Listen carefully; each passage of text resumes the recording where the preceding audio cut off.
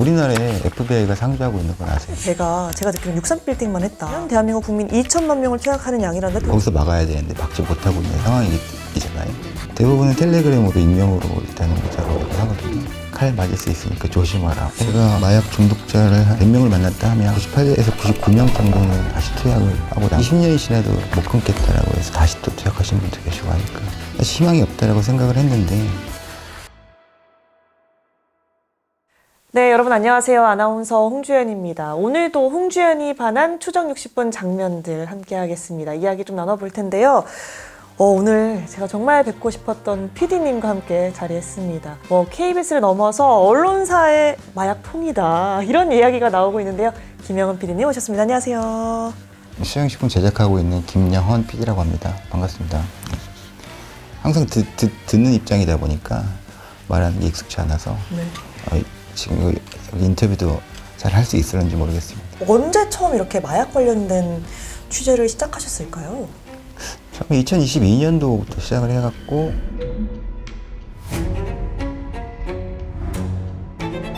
지금 2025년 9월 달까지 아마 마약을 계속 제작을 했던 것 같습니다. 4년차 마약통이신 거네요. 저보다 더 많이 아는 PD나 기자분도 많아서. 기억에 남는 회차들이 많습니다만 이번 장면은 사실 제가 정말 인상 깊게 본 장면이거든요. 무려 1조 원어치의 마약이 한국에 상륙할 뻔했다. 그 장면 함께 한번 보시면 좋을 것 같아요. FBI로부터 온 첩보. 저희 사무실로 이제 한라인으로 바로 연락이 왔습니다. 내일 아침에 옥경으로 입항하는 선박에 코카인이 적재돼 있다, 은닉돼 있다, 이렇게 연락이 왔어요. 배 안에 코카인이 한 150에서 100kg에서 150kg가 실려있다. 입항까지 남은 시간은 단 하루. 다시 이렇게. 동이 트자 수색 작전이 시작됩니다. 3만 톤이 넘는 크기의 중형 벌크선. 마약이 있을 법한 밀실을 집중 수색한 지 3시간. 기관실 옆에 숨겨진 공간. 맨홀을 열자 마약 자루가 쌓여 있습니다. FBI의 예상보다 훨씬 많은 양이었습니다. 1kg 단위로 포장된 고체 블록이 총 1690개. 시가 1조 원에 이르는 막대한 양. 크레인까지 동원됐습니다. 우리나라 인구보다 많은 무려 6,700만 명이 투약 가능한 양입니다. 마약 간이 시약으로 검사한 결과 코카인인 것으로 드러났습니다. 수사 결과 운반책으로 고용된 이들은 필리핀 선원 8명. 코카인을 제조하고 선박에 실은 이들은 중남미의 마약 조직원인 것으로 드러났습니다. 네, 굉장히 충격적인데 사실 그 전까지 뉴스에서 보면 수억 원, 수십억 원어치 마약이 유통될 뻔했다. 만으로도 사실 사람들이 굉장히 깜짝 놀라게 했는데 1조 원은 좀 가늠조차 되지 않는 규모거든요. 어떻게 이 취재가 처음 시작된 걸까요? 대전인가? 아무튼 우리나라에 FBI가 상주하고 있는 건 아세요? 상주를 하고 있나요? 네네네. 네? 국제 범죄가 워낙 많다 보니까 네. 미국 FBI도 저희 나라에 상주하면서 한미 공조 관계를 유지를 하고 있거든요. 그 옥계양 마약건 말고도 정보를 제공한 적이 꽤 돼요. 언론에 공개 안 된 내용들 많거든요. 근데 이번 건 같은 경우에는 FBI에서 해양경찰청으로 전화가 들어갔는데 100에서 150kg 정도의 마약이 지금 들어오고 있다. 접수를 했고 그리고 한 90명 정도 그 팀원을 꾸려갖고 그때 단속을 시작을 했던 거였거든요. 그래서 FBI는 그러면 과연 어떻게 알았느냐? 그러니까요. 네, 인데 저희가 미국 대사관에 가갖고 FBI를 직접 만나갖고 인터뷰를 했을 때 정보원이 제공한 사진이 한 장 있다. 이 사진이 어떤 사진이냐면 노란색 매눌 뚜껑 같은 게 있거든요. 딱 한 장이에요. 이거 하나에 100에서 150kg 정도의 코카인이 실려 있다 정도 그 정보밖에 없던 거예요. 그걸 찾아야 되는 거예요. 이제. 사실 배가 제가 듣기로는 63빌딩만 했다 이런 얘기를 들었거든요. 구조가 굉장히 좀 낯설 수도 있고 그냥 63빌딩 안에서 찾으라고 해도 힘들었을 것 같은데 어떻게 다 찾았을까요? 그건 잘 모르겠는데. 근데 제보가 결정적인 게 그게 노란 뚜껑이 많지 않았었어요. 그래요? 네, 그래서 아마 빠르게 찾았던 걸로 아마 제가 기억하고 있습니다. 네. 댓글에도 이런 게 있었어요. FBI가 말 안 해줬으면 몰랐던 거 아니냐. 그런 건가요? 네, 맞습니다. 이게 세관이나 항구가 좀 취약해서 그렇게 배로 통해서 좀 옮기는 것 같다는 얘기가 있는데 실제로 좀 취약한가요? 네, 많이 취약합니다. 네. 네. 어떤 부분에서 좀 그렇게 단속이 좀 잘 안 이루어지는 걸까요? 단속은 열심히 하고 있는데 네네. 못 세관에서 잡는 걸. 100% 단속하기가 굉장히 어렵고 네. 인력적인 부분도 굉장히 부족하고 이게 들어오는 게 굉장히 교묘하다 보니까 쉽지 않은 걸로 알고 있습니다. 그러면 진짜 이 1조 원 상당의 코카인이 그냥 국내에 돌아다니고 있을 수도 있었던 거네요. 근데 이제 동해경찰청에서 피의자로 지목된 친구들을 수사했을 때 국내로 들어올 목적은 아니었던 걸로 일단 파악이 됐거든요. 네네. 예상하기로는 호주 쪽으로 가려고 했었는데 그 경유지하다는 얘기도 있었죠. 실패한 거 아니냐 뭐 그렇게 얘기를 했었습니다. 예. 네.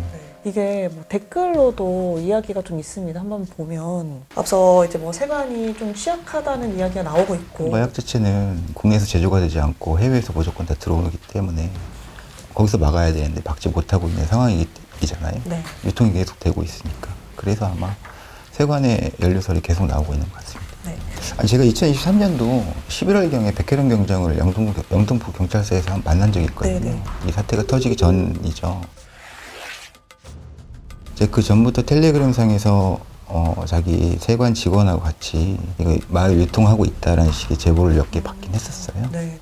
그래서 그 전부터 아마 세관 직원들이 마약 유통과 연관성을 가지고 움직였다라고 일단 전 보고 취재를 그때 하려고 했었는데 타이밍이 좀 맞지 않았기 때문에 네. 안 했습니다.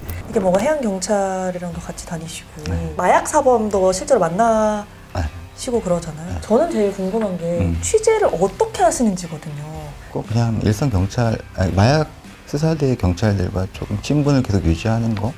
하지만 결정적인 제보들은 대부분 다 중독자들이 얘기를 해주거든요. 저에게 협조를 해주는 이유는 실질적으로 중독에서 벗어나고자 인터뷰해주는 친구도 있고 마약 투약 이후에 검거가 돼서 일단 조사를 받기 전에 양형 자료를 만들어야 돼요. 국방부에 나는 누이치고 있고 앞으로 이제 마약과 관련된 거를 연관돼서 하지 않겠다라는 그런 양형 자료를 만들어야 되는데 방송에 출연했을 때 그 친구들이 양형 자료가 어느 정도 되고 그게 이제 계속 반복되다 보니까 이제 소문이 나서 많이 도와주고 있습니다. 네. 근데 이 마약 사범이나 이 마약 관련된 걸 좀 취재를 하시다 보면 보복 관련된 걱정을 좀 주변에서 오히려 하실 것 같아요. 실제로 어떤가요? 대부분은 텔레그램으로 익명으로 일단은 문자가 오긴 하거든요. 왜냐면 제가 텔레그램 내에 들어가서 이제 상선들과 대화를 나누거든요. 나는 추정 싶은데 누구누구다.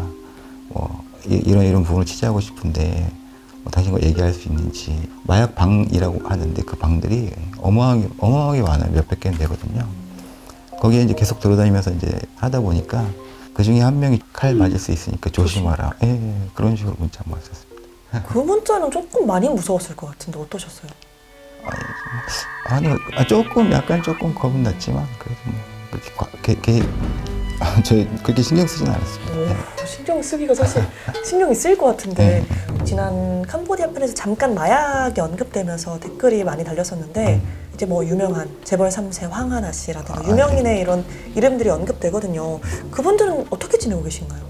저희 방송 나왔을 때 단약한다고 해서 방송 나왔었거든요. 그 뒤로 또 약을 또 해갖고 지금 해외로 가신 상황인 것 같습니다. 제가 개인적으로 연락을 하고 있진 않는데 경기남부경찰청 오형사라고 있어요. 황하나를 잡은 맨 처음 잡은 분이에요. 그분한테 연락이 왔다 그러더라고요. 더 이상 괴롭히지 말라는 식으로 얘기를 하고 그 다음날 바로 해외로 나갔다고 하는데 그만큼 정말 이 단약이 어려운 영역인 것처럼 느껴지기는 합니다. 제가 마약 중독자를 한 100명을 만났다 하면 거기서 한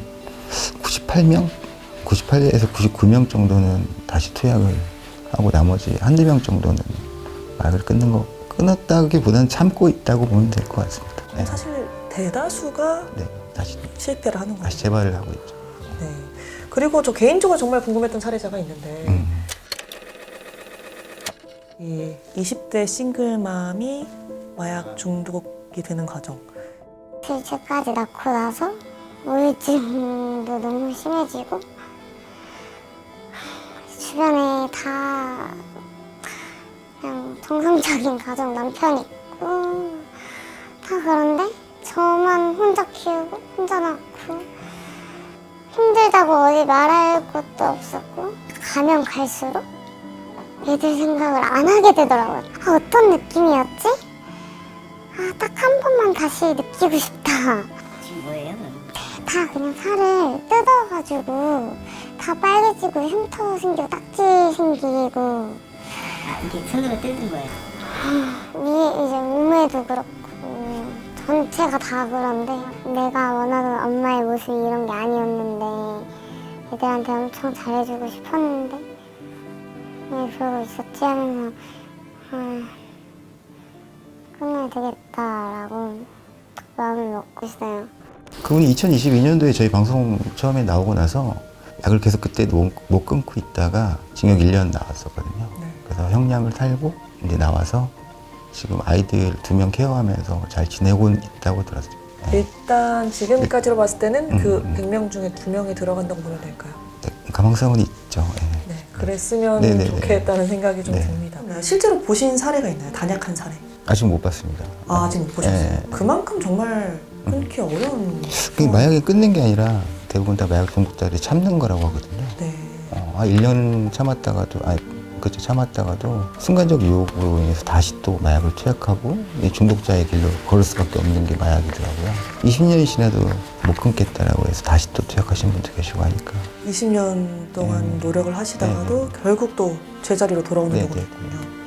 사실 생각하기에 20년 정도 참았으면 끊은 거라고 생각했는데 그게 또 그런 건 아니네요. 정말 맞습니다. 참는 거네요. 네. 그러면 이제 취재하셨던 내용들 잠깐 영상 함께 보고 가보겠습니다. 민간에서 운영하고 있는 마약 중독 재활 시설입니다. 한 입소자의 행동이 심상치 않습니다. 4일째 방 정리 중이라는 입소자. 그는 지금 마약을 향한 갈망과 싸우고 있습니다. 마약을 끊으면 을에 찾아오는 금단 증상 중 하나입니다.